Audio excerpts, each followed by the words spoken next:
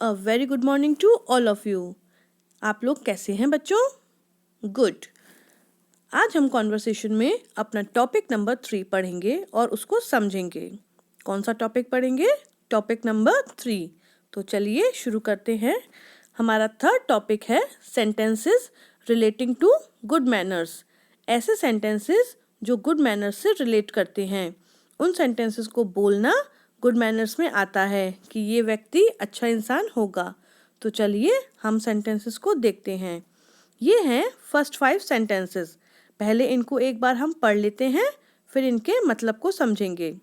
First है thank you very much, उसके बाद है इट्स ऑल राइट, फिर है you are welcome, then excuse me, और फिफ्थ नंबर पर है pardon me I am late. तो चलिए अब इनको समझना शुरू करते हैं। फर्स्ट सेंटेंस जो है वो है थैंक यू वेरी मच। इसको पढ़कर आपको समझ में आ रहा होगा कि ये हम कब बोलते हैं, क्योंकि ये जनरली हम बोलते हैं दिन पूरे अपनी लाइफ में।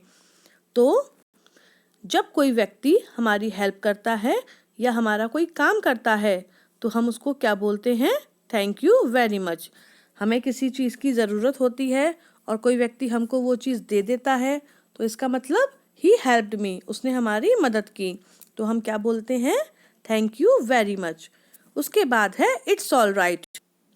इट्स ऑल राइट हम तब बोलते हैं, सपोज करिए कि सामने वाले से हमारी तरफ कोई गलती हो गई। फॉर एन एग्जाम्पल, आप ये सोचिए कि किसी ने एक गिलास तोड़ दिया या आपने ही एक गिलास तोड़ दिया कांच का। तो मम्मी क्या होगी? मम्मी या तो गुस्सा होंगी या मम्मी कहेंगी कोई बात नहीं बेटा। तो इन दोनों में से कौन सा अच्छा है, कौन सा गुड मैनर है? ये बोलना कि कोई बात नहीं। तो कोई बात नहीं को इंग्लिश में हम बोलते हैं इट्स ऑल राइट। कोई बात नहीं को इंग्लिश में क्या बोलते हैं? इट्स ऑल राइट, कोई प्रॉब्लम नहीं है।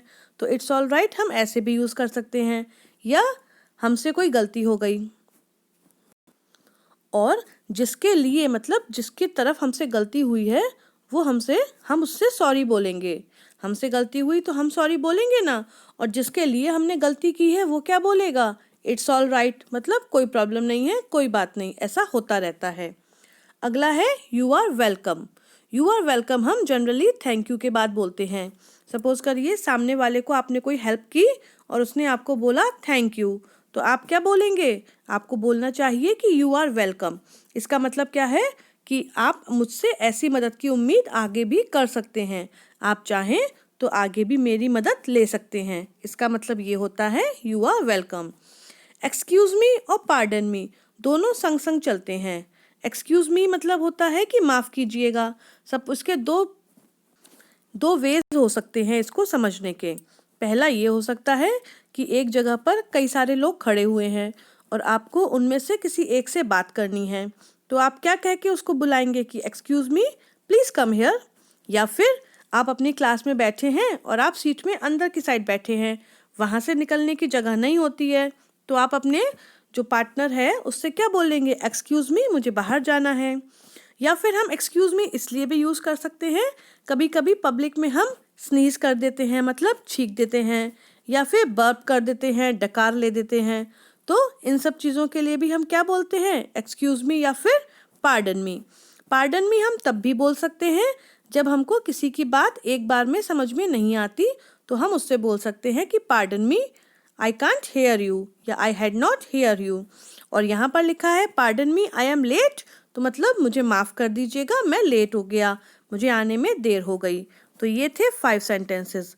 अब हम देखते हैं नेक्स्ट 5 सेंटेंसेस। पहले इनको एक बार पढ़ लेते हैं।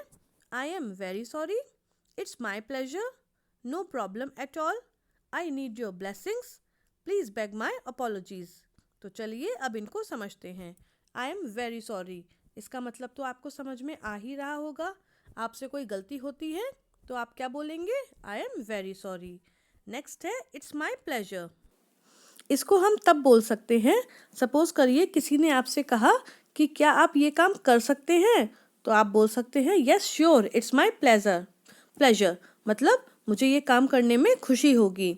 या फिर आपने किसी की मदद की और उसने बोला थैंक यू, तब भी आप बोल सकते हैं इट्स माई प्लेजर, मतलब मुझे आपकी हेल्प करके खुशी हुई। तो ये एक ऐसा सेंटेंस है जो ये बताता है कि आप सामने वाले का ये काम करके खुश हैं। नेक्स्ट है नो प्रॉब्लम एट ऑल। ये हम किसके साथ यूज़ कर सकते हैं?